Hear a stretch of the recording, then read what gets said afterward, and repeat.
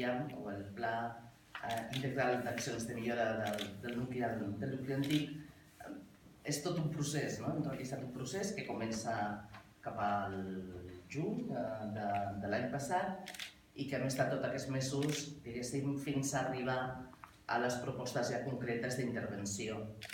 De fet, és el full de ruta, marca el full de ruta, les estratègies i el full de ruta a través d'intervencions concretes per la millora del nucli antic. Fent un repàs ràpid perquè ens situem, com hem arribat fins avui, que és el dia de la presentació pública de tota aquesta feina que, com ha dit el regidor, una feina que ha estat col·laborativa, per tant, que ha participat molta gent.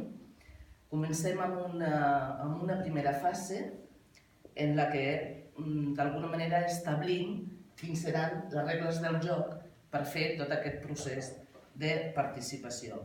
Després vam continuar amb una segona fase, que va ser ja l'impuls més participatiu, en el que es van realitzar enquestes, qüestionaris, a través de les bústies que estaven distribuïdes pels diferents equipaments públics, i també vam fer entrevistes de profunditat i vam posar en marxa els 3 espais de participació que s'han mantingut al llarg d'aquests mesos.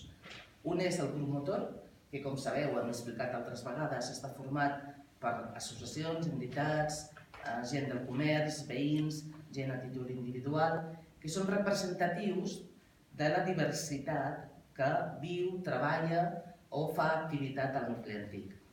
El segon espai de participació permanent ha estat un grup format per diferents tècnics de les diferents àrees de l'Ajuntament i també d'organismes comarcals, perquè també era molt important anar travant totes aquestes propostes amb la seva viabilitat tècnica i econòmica.